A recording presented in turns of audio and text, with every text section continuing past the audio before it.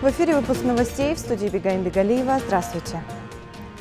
Президент Сооронбай Жээнбеков встретился с жителями Лейлекского района и города Сулюкта Баткенской области. Глава государства подчеркнул, что вопросы Баткенской области и приграничного Лейлекского района в частности занимают особое место в его президентской деятельности. Социально-экономическому развитию региона уделяется особое внимание со стороны государства.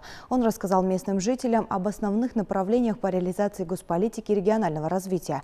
В частности, подробно остановился на мерах по улучшению инвестиционного климата, поддержке бизнеса на местах сельскохозяйственных товаропроизводителей, автоматизации деятельности налоговых и таможенных органов, расширению отечественного экспортного потенциала. Кроме того, Сооронбай Жээнбеков рассказал о реализации ирригационных проектов по обеспечению населения чистой питьевой водой в сфере энергетики, здравоохранения и образования. Вместе с этим подробно остановился на целях и задачах указа об объявлении Года развития регионов, цифровизации страны и поддержки детей, мерах по реализации судебно-правовой реформы, борьбе с коррупцией, реформированию правоохранительных органов, повышению боеспособности вооруженных сил, а также об основных направлениях внешней политики страны. Глава государства коснулся и проектов, реализуемых во всех регионах в рамках цифровизации страны. Кыргыз мамлекетинин тарыхындагы жана азыркы турмушундагы өзгөчө орду бар. Райондун ички мамлекеттик гана эмес геосаясийдагы өзгөчө орду бар, мааниси бар. Лейлек бүгүн Кыргызстан дарбазасы өлкөбүз ушул жерден башталат. Мына сиздер жашаган жерден өлкөбүз башталат. Бул өрөн жалпы эле Баткен ошо алыстыгы менен жана өзүнүн оор шарты менен өзгөчө менин көңүлүмдө турат ар дайым. Президенттик ишмердигимдеги өзгөчө бир багыттардын бири. На встрече с жителями города Сулюкта и Лейлекского района Сооронбай Жээнбеков подробно остановился и на приграничных вопросах. Глава государства напомнил, что в последние годы были возобновлены и активизированы переговоры с таджикской стороной в этом направлении. Обе стороны настроены на конструктивный диалог. Как отметил Сооронбай Жээнбеков, все проблемы должны решаться с учетом мнения местного населения. Он призвал баткенцев не поддаваться на провокации различных заинтересованных сторон, которые появляются и исчезают только для расшатывания ситуации и никак не связаны с Баткенской областью. Жээнбеков еще раз подчеркнул, что Баткен имеет особое значение в его деятельности и заверил, что и дальше будет уделять внимание социально-экономическому развитию приграничных регионов. Глава государства также посетил музей Исхака Раззакова в городе Исфана, который был открыт в 1990 году к 80-летию выдающегося государственного деятеля. Президент осмотрел экспонаты музея, оставил памятную запись в книге посетителей. Сооронбай Жээнбеков отметил особую роль Исхака Раззакова в укреплении государственности и социально-экономическом развитии Кыргызстана. Он подчеркнул, что в текущем году мероприятия в рамках 110-летия Исхака Раззакова будут проведены на высоком организационном уровне. Напомним, в январе глава государства подписал указ о праздновании 110-летия со дня рождения Исхака Раззакова. Правительством страны образован Организационный комитет по подготовке и проведению юбилейных мероприятий.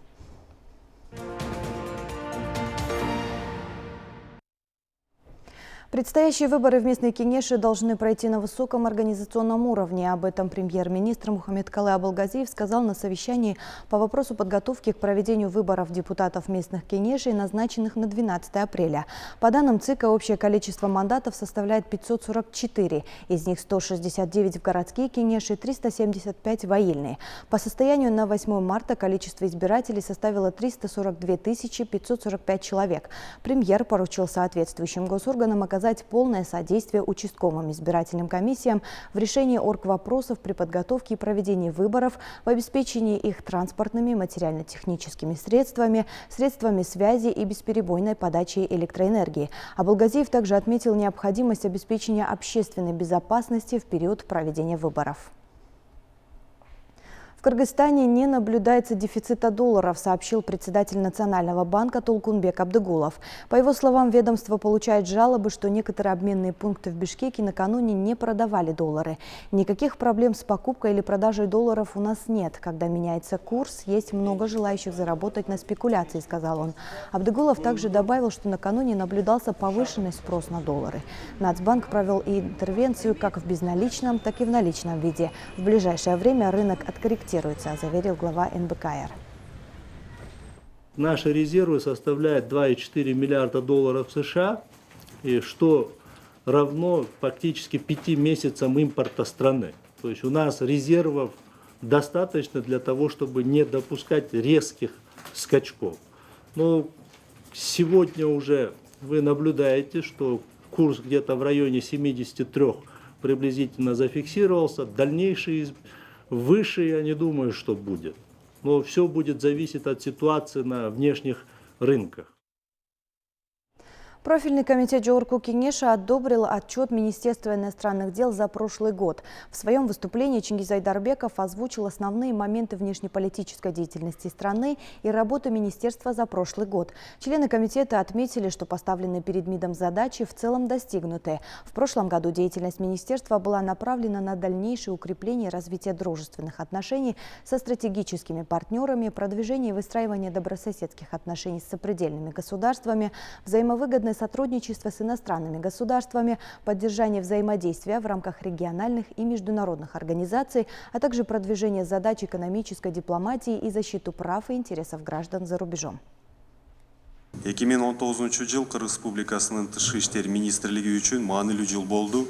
За отчетный период Кыргызстан установил дипломатические отношения с 8 государствами. Общее количество государств, с которыми республика установила дипотношения, 164. Расширена география консульских учреждений. Учреждено Генеральное консульство в Новосибирске. На стадии открытия находятся консульские канцелярии в Якутске, Иркутске, Южно-Сахалинске и Сургуте. С момента внедрения системы электронная виза выдано 75 тысяч виз различных категорий. Расширен список стран, для граждан которых распространяется безвизовый режим Кыргызстана сроком на 60 дней. В настоящее время односторонний безвизовый режим предусмотрен в отношении 52 стран мира.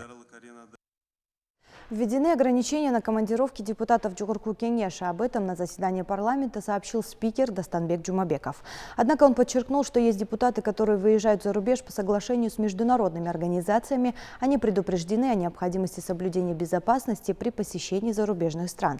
Также Джоорку Кенеш приостановил прием гостей в своих стенах. По словам Төрага, ранее на постоянной основе на заседание парламента приглашали депутатов местных кенешей, учащихся и студентов. Сейчас это приостановлено. Джумабеков также добавил, что республиканский штаб по предупреждению коронавируса работает и вносит свои рекомендации и ограничения. А между тем, Государственная регистрационная служба сократит сроки изготовления и выдачи загранпаспортов. ГРС в связи с введенным с 1 марта временным запретом на пересечение госграницы по ID-карте в рамках проводимых правительством мер по недопущению распространения коронавируса вводит временную меру по ускорению сроков изготовления и выдачи общегражданских паспортов с 18 до 12 рабочих дней. Дополнительная оплата взиматься не будет. Кроме того, Государственный центр персонификации будет работать в усиленном режиме в 2 смены – ночную и дневную. Граждане, временно находящиеся за пределами республики, для получения паспортов могут обращаться в диппредставительство без выезда в Кыргызстан. По всем интересующим вопросам можно обратиться в колл-центр ГРС по номеру 119. Все страны мира поделены на 3 категории в зависимости от эпидемиологического положения. Прибывающие в Кыргызстан из тех стран, где коронавирус сильно распространен, в обязательном порядке подлежат обсервации в медицинские учреждения на 14 дней. Дастан Касканов расскажет подробнее. В Кыргызстане с 9 марта начали проверять тепловизором прибывающих граждан на борту самолета. Такое решение было принято в связи с распространением коронавируса в мире. Наши специалисты, то есть врачи, могут уже проводить термометрию, то есть термосканирование прямо на борту воздушного судна. Это нам создает удобство. И нам, и другим пассажирам тоже создает удобство. Там проводят только наши 2 специалистов на каждом борту и проводят термосканирование. Министерство здравоохранения разделило страны мира на 3 категории. Так, в первую категорию входят те страны, где зарегистрировано 500 и более фактов коронавируса. Это КНР, Южная Корея, Италия, Иран, Япония.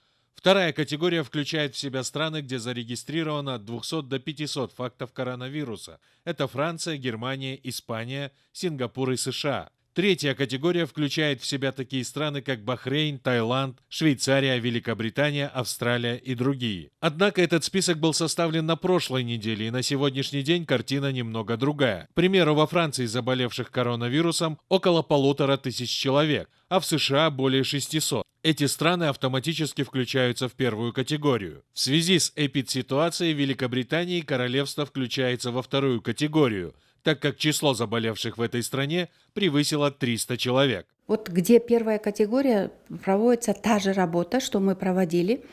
Берется мазок у прибывших лиц и находятся на обсервации в течение 14 дней.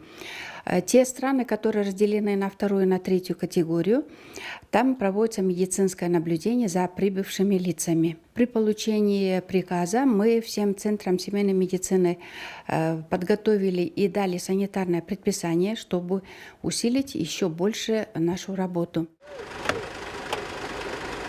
Стоит отметить, профилактические работы в стране ведутся повсеместно. Если раньше дезинфекцию проводили на рынках, в торговых центрах и общественных местах, то теперь подобную процедуру проводят в общественном транспорте. Профилактическая обработка глотос.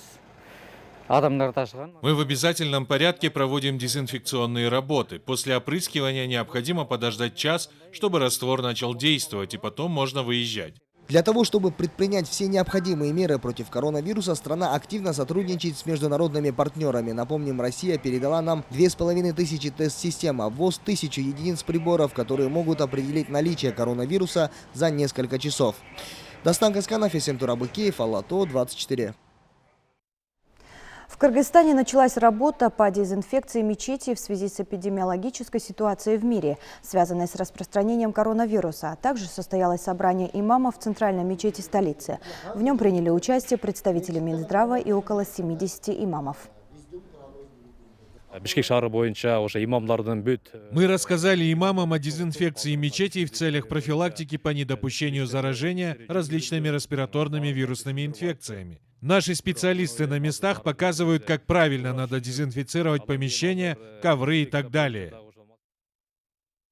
И к другим темам. В системе «Безопасный город» произошел сбой, повлиявший на выписку постановления о нарушениях. По предварительным данным, проверка штрафов на сайте CarCheck станет возможна сегодня. По информации госпредприятия «Инфоком», 7 марта произошел технический сбой в оборудовании, отвечающем за функционирование сервисов системы «Безопасный город» в части формирования постановлений о нарушениях. Сотрудники «Инфокома» восстановили работоспособность системы, однако временно недоступны сервисы проверки штрафов и оплаты.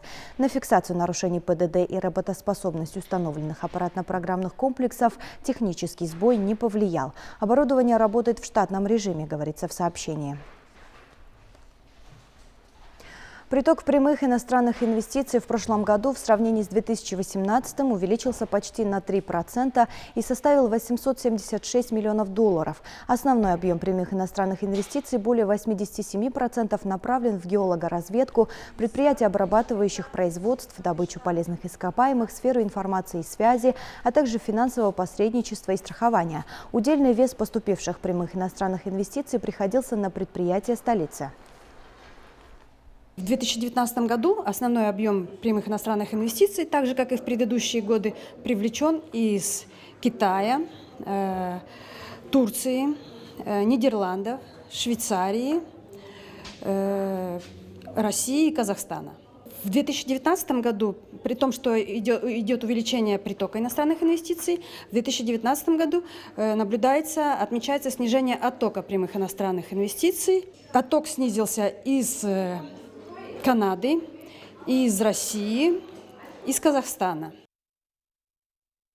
Объем внешней и взаимной торговли в январе составил около 474 миллионов долларов и по сравнению с январем прошлого года снизился почти на 1,5%. Об этом сообщила заведующая отделом статистики сводных работ и распространения статданных Чинара Турдубаева. По ее словам, объем взаимной торговли республики с государствами-членами ЕС в январе составил около 199 миллионов долларов и по сравнению с прошлогодним аналогичным периодом увеличился на 16,5%. И на этом пока все. Следите за нашими эфирами на страничках Facebook, YouTube, на официальном сайте нашего телеканала ktrk.kg. Будьте в курсе свежих новостей посредством мобильного приложения Лото 24. Ну а мы с вами прощаемся. Всего вам доброго.